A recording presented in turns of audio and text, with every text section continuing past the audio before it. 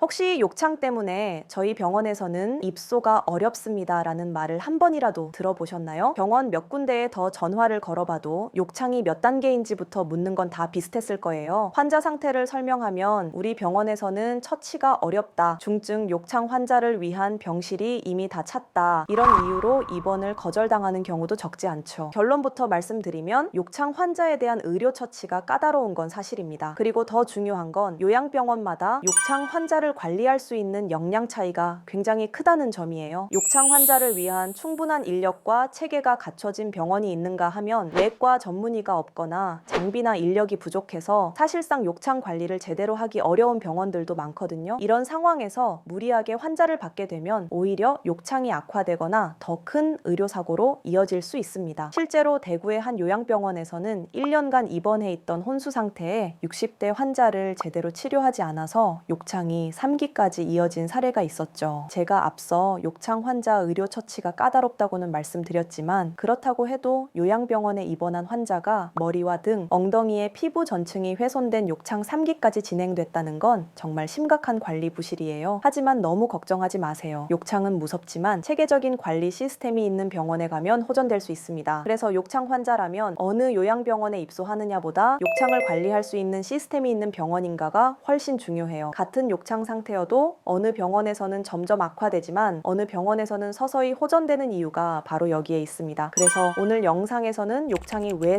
생기는지부터 욕창 환자를 제대로 관리하는 요양병원은 어떤 기준을 갖고 있는지, 보호자분들이 병원을 선택할 때 반드시 확인하셔야 할 핵심 포인트 4가지를 하나씩 명확하게 정리해 드리겠습니다. 일단 욕창 관리 시스템이 제대로 갖춰진 요양병원을 알아보려면 우선 욕창이 왜 생기는지부터 이해하셔야 해요. 욕창은 압박성 궤양이라고도 하는데요. 같은 자세로 오래 누워 계시면 특정 부위에 계속 압력이 가해지잖아요. 그러면 그 부위에 혈액순환이 안 되면서 피부와 조직이 손상되는 거예요. 처음에는 빨갛게 변하는 정도로 시작하지만 방치하면 피부가 벗겨지고 더 심해지면 근육과 뼈까지 드러날 수 있어요. 상상만 해도 정말 아프시겠죠? 욕창은 보통 뼈가 돌출된 부위에 잘 생기는데요. 천골, 그러니까 엉치뼈 부분, 좌골이라고 하는 엉덩이뼈 부분, 발뒤꿈치 등 이런 부위들이 대표적이에요. 이런 부위는 누워 계실 때 침대와 맞닿아서 지속적으로 압박을 받고 그로 인해 혈류가 감소하기 때문에 욕창이 생기기 쉬운 거죠. 심지어 욕창은 우리 생각보다 훨씬 빨리 생겨요. 같은 부위에 압력이 2시간 이상 지속되면 그 부위의 혈액순환이 급격히 떨어지기 시작하면서 산소와 영양 공급이 막혀 피부와 조직 손상이 바로 진행되거든요. 그래서 많은 요양병원들이 욕창이 있는 환자분을 꺼려하는 거예요. 관리가 까다롭고 인력도 많이 필요하고 전문성도 필요하니까요. 하지만 진짜 좋은 요양병원은 바로 이럴 때 진가가 드러납니다. 욕창 관리가 체계적인 시스템으로 갖춰져 있어요. 단순히 연고를 발라주고 거즈를 자주 갈아주는 정도가 아니에요. 예를 들어 저희 정성 요양병원 같은 경우에는 욕창 관리 4단계 시스템이 있는데요. 다른 요양병원을 선택하실 때도 이 시스템을 기준 삼으시면 실패할 확률이 낮으실 거예요. 첫 번째 단계는 전문 의료진의 드레싱과 처치예요. 여러분, 욕창 드레싱이 단순해 보이시나요? 절대 그렇지 않아요. 욕창은 단계에 따라, 상처의 깊이에 따라, 분비물의 양에 따라 사용해야 하는 드레싱제가 다 달라요. 그래서 간호사가 개인 판단으로 그때그때 관리하면 안 되고 의사가 직접 욕창의 단계와 깊이, 분비물 상태, 감염 여부를 매번 확인해야 해요. 당연히 그에 맞는 드레싱 방법을 선택해야 하고요. 의사의 전문적인 판단 없이 조치를 했다가 욕창 상태가 순식간에 악화될 수 있거든요. 그래서 숙련된 의료진이 있는 요양병원을 선택하시는 게 첫 번째로 중요합니다. 이런 병원은 간호팀이 매일 환부를 기록하고 변화가 있으면 신속하게 전문의 선생님께 보고해서 처방을 받는 시스템이 갖춰져 있어요. 저희 정성요양병원도 이런 시스템으로 운영되고 있고요. 참고로 욕창 치료는 단계에 따라 달라지는데요. 1단계는 피부가 빨갛게 변한 상태로 보호만 하면 되고 2단계부터는 물집이나 궤양이 생겨서 전문 드레싱이 필요해요. 3단계는 피하 지방까지 보이면서 괴사조직 제거가 필요하고 가장 심각한 4단계는 근육과 뼈까지 노출돼서 외과 협진까지 필요한 상태죠. 특히 3단계나 4단계처럼 상처가 깊고 진물이 많은 욕창에는 드레싱 대신 음압 상처 치료라는 치료법을 쓰는데요. 이 치료는 상처 부위를 살짝 진공 상태처럼 만들어서 새살이 빠르게 나오도록 도와주는 방법이에요. 정성요양병원에서도 이 치료법을 사용하고 있는데 치료 효과가 좋을 뿐만 아니라 치료 과정도 훨씬 덜 고통스러워요. 보통 드레싱을 교체할 때 환자분들이 고통을 많이 느끼 느끼거든요. 그런데 이렇게 체계적인 시스템이 있다고 하더라도 하루에 한두 번 정도만 욕창을 관리해준다면 아무 소용이 없겠죠. 앞서 말씀드렸다시피 2시간이면 욕창이 생길 수 있거든요. 즉 욕창 환자나 욕창 위험군 환자는 한 번 잘 처치하는 것보다 계속해서 압력을 줄여주는 예방 관리가 훨씬 더 중요한데요. 그래서 욕창 관리 두 번째 단계는 바로 24시간 밀착 간병 시스템이에요. 아무리 의료진이 욕창을 잘 치료해도 계속 같은 자세로 누워 계시면 절대 욕창이 나을 수가 없어요. 그래서 욕창 관리에서 가장 중요한 게 바로 지속적인 체위 변경이에요. 보통은 2시간마다 환자분의 자세를 바꿔드려야 해요. 옆으로 돌려드리고 다시 반대쪽으로 돌려드리고 때로는 약간 비스듬하게 해드리고, 근데 당연히 이게 나뿐만이 아니라 밤에도 해드려야 하거든요. 문제는 이게 인력과 기술이 동시에 필요한 작업이라 병원마다 실행력이 크게 갈린다는 거예요. 그래서 보호자분은 밤에도 실제로 체위 변경이 가능한 인력 구조인지를 꼭 확인하셔야 합니다. 욕창 예방을 위해서는 체위 변경 외에도 몇 가지 더 신경 써야 할 부분이 있어요. 우선 방수 패드나 흡수 패드를 적절히 사용해서 피부가 소변이나 땀으로 젖어 있지 않도록 해야 해요. 습한 환경은 욕창을 더 쉽게 만들거든요. 그리고 피부 보호제를 발라드리고 압력을 분산시킬 수 있는 쿠션이나 특수 매트리스를 사용하는 것도 정말 중요해요. 이런 작은 관리들이 모여서 욕창을 예방하는 거예요. 마지막으로 청결 유지 부분에서도 정말 많은 주의가 필요한데요. 욕창 부위가 습하거나 불결해지면 감염 위험이 커지기 때문에 전문 간병사와 간호사가 기저귀를 자주 갈아드리고 피부를 깨끗하게 유지하기 위해 개인 위생을 꾸준히 보조하는 게 드레싱 처치만큼이나 중요합니다. 다음으로 세 번째 단계는 고단백 영양 식단이에요. 여기서 욕창과 영양 식단이 무슨 관계인가? 라는 생각이 드실 수 있는데요. 욕창 치료에서 영양 관리가 정말 중요합니다. 우리 몸이 손상된 조직을 재생하려면 충분한 영양소가 꼭 필요하거든요. 특히 단백질이 핵심이에요. 욕창 부위에 새로운 조직이 자라나려면 평소보다 훨씬 더 많은 단백질이 필요하거든요. 그래서 욕창 환자분들은 체중 1kg당 최대 2g까지 단백질을 섭취하셔야 해요. 이 밖에도 비타민C는 콜라겐 생성에, 아연은 세포 재생에 꼭 필요해서 식단에 반드시 포함되어야 합니다. 마지막으로 놓치면 안 되는 게 수분 공급이에요. 욕창이 있으면 상처에서 진물이 많이 나오는데 진물이 많을수록 몸에서 수분이 더 많이 빠져나가거든요. 그래서 충분한 수분 공급이 정말 중요해요. 그래서 욕창 관리 시스템이 잘 갖춰진 요양병원이라면 환자분들의 욕창 단계와 전반적인 건강 상태를 고려해서 맞춤형 식단을 제공하고 있어야 합니다. 그런데 욕창이 있는 분들 중에는 거동이 불편하고 입으로 음식을 드시기 어려운 경우도 많잖아요. 그래서 식단만큼 정말 중요한 게 대체 영양 공급 시스템이에요. 여기서부터 병원의 실력이 갈린다고 볼 수 있어요. 입으로 드시기 힘든 환자분들을 위해서는 비위관이나 위로수를 통한 튜브 영양 또는 정맥 영양 같은 방법으로 필요한 영양을 정확하게 공급해 드려야 해요. 이것도 절대 간단한 일이 아니에요. 전문 의료진이 환자분의 몸 상태를 정확히 파악해서 하루에 필요한 칼로리와 단백질, 비타민 양을 계산하고 그에 맞춰서 영양액의 종류와 투여 속도를 조절해야 하거든요. 요양병원에 숙련된 전문 영양사 선생님이 계신다면 환자분 한 분 한 분의 영양 상태를 주기적으로 평가하고 혈액 검사 결과까지 참고해서 1:1 맞춤 영양 계획을 세울 수 있어요. 특히 알부민 수치를 체크하면서 영양 관리를 하는 게 중요한데요. 알부민 수치가 낮게 나오면 단백질 보충을 더 강화하고 빈혈이 있으면 철분과 비타민 B군을 추가하는 시기죠. 이런 세심한 영양 관리가 뒷받침되어야 욕창 회복 속도가 눈에 띄게 빨라져요. 네 번째 단계는 맞춤형 재활 시스템이에요. 아무리 관리를 잘해드려도 어르신이 누워만 계시면 욕창은 절대 낫지 않아요. 움직임이 거의 없으면 혈액순환이 계속 나빠지고 근육이 위축되면서 면역력까지 약해져요. 그러면은 욕창 감염 위험까지 높아지는 악순환이 시작되는 거죠. 그래서 환자분의 현재 상태에 맞춰서 조금이라도 움직일 수 있도록 체계적으로 도와드리는 게 정말 중요해요. 물론 욕창이 심한 급성기에는 격한 운동이나 무리한 움직임은 절대 안 돼요. 재활은 무조건 많이 하는 게 좋은 게 아니라 안전하게 단계별로 하는 게 핵심이거든요. 침대에 누운 상태에서도 할 수 있는 관절 가동 범위 운동, 가벼운 스트레칭, 그리고 상태가 조금씩 좋아지면 침대 머리를 올려서 앉는 연습, 침대 옆에 앉기, 서기 연습, 이렇게 단계별로 신중하게 진행하는 재활이 혈액순환을 촉진하고 욕창 회복을 크게 앞당겨요. 그래서 욕창 환자라면 재활의학과 전문의가 상주하는 재활특화 요양병원에 입원하는 게 좋아요. 재활의학과 전문의 선생님이 환자분 한 분 한 분을 직접 진료하시면서 현재 욕창 상태, 전반적인 신체 기능, 통증 정도, 관절 가동 범위 등을 정밀하게 평가할 수 있으니까요. 그리고 이분은 지금 이 정도 강도의 운동이 요양병원이 안전하겠다. 이 부는 아직 침상 안정이 필요하지만 이런 부위는 움직여도 괜찮겠다. 이렇게 의학적 근거를 바탕으로 1:1 맞춤 재활 계획을 수립해 주시면 훨씬 회복이 빠르겠죠. 예를 들어 정성요양병원에서는 숙련된 물리치료사 선생님들이 환자분의 상태와 통증 수준을 매일 체크하면서 안전하게 재활 운동을 도와드리는데요. 이게 정말 욕창 회복에 결정적인 도움이 돼요. 처음에는 침대에서 물리치료사가 팔다리를 움직여드리는 수동 운동부터 시작하는데요. 상태가 좋아지면 침대에 앉기, 일어서기 연습 등 단계별로 진행합니다. 실제로 처음에는 침대에만 누워 계시던 분들이 몇 주 후에는 앉으시고 몇 달 후에는 보행기로 걸음마를 시작하시는 모습을 볼 수 있어요. 지금까지 욕창 관리 4단계 시스템에 대해 말씀드렸는데요. 한 가지 더 꼭 말씀드리고 싶은 게 있어요. 욕창이 이미 생긴 분들을 치료하는 것도 당연히 중요하지만 지금은 욕창이 없는 분들이라도 욕창이 생기지 않도록 철저히 예방하는 것이 훨씬 더 중요해요. 왜냐하면 욕창은 일단 한번 생기면 치료하는데 정말 오랜 시간이 걸리고 환자분도 고통스럽고 감염이나 폐혈증 같은 심각한 합병증 위험도 있거든요. 반면에 예방은 비교적 간단한 관리만으로도 충분히 가능해요. 진짜 좋은 요양병원은 욕창 예방에 훨씬 더 많은 신경을 써요. 환자분이 입소하시자마자 욕창 위험도 평가 도구를 사용해서 체계적으로 평가하거든요. 나이, 영양 상태, 피부 습도, 움직임 정도, 기저질환 등을 종합적으로 점수화해서 고위험군, 중등도 위험군, 저위험군으로 분류하는 거예요. 그리고 위험도가 높은 분들은 더욱 세심하게 관리해요. 체위 변경을 더 자주 해드리고 압력 분산 효과가 뛰어난 특수 매트리스나 쿠션을 사용하고 피부 보습과 청결 유지에 더 신경 쓰는 시기죠. 그래서 병원을 선택하실 때 욕창 예방은 어떻게 하고 계시나요? 이렇게 물어보시는 것도 정말 좋은 방법이에요. 욕창 관리를 제대로 하는 병원이라면 치료뿐만 아니라 예방 시스템도 체계적으로 잘 갖춰져 있을 테니까요. 자, 그럼 욕창 환자 보호자로서 병원 방문 전에 꼭 확인하실 내용 핵심만 다시 정리해 드릴게요. 첫째, 욕창을 의사가 직접 보고 치료하는 병원인지. 둘째, 밤에도 자세를 자주 바꿔줄 사람이 있는지. 셋째, 잘 못 드셔도 영양을 채워줄 수 있는지. 넷째, 누워만 두지 않고 조금이라도 움직이게 해주는지. 이 네 가지만 확인하시면 실패 확률이 확 내려갑니다. 좀 더 확실하게 확인하고 싶다면 실제 환자분들의 회복 사례를 보여달라고 요청하시는 것도 좋은 방법이에요. 물론 개인정보 보호 때문에 너무 자세한 내용까지는 공개하기 어렵지만 욕창 관리를 체계적으로 잘하는 병원이라면 치료 전후 사진이나 구체적인 회복 사례 같은 걸 보여드릴 수 있을 거예요. 욕창은 무서운 질환이지만 제대로 된 의료 시스템과 관리만 뒷받침된다면 충분히 호전될 수 있어요. 입소를 거부당했다고 해서 회복이 불가능한 건 아닙니다. 욕창 관리 시스템이 있는 곳에서 치료와 재활을 같이 받으시면 충분히 좋아질 수 있어요. 오늘 영상이 도움이 되셨다면 좋아요와 구독 부탁드려요. 댓글로 궁금하신 점이나 경험담도 남겨주시면 제가 성심성의껏 답변 드릴게요. 다음에 더 유익한 정보로 찾아뵐게요. 감사합니다.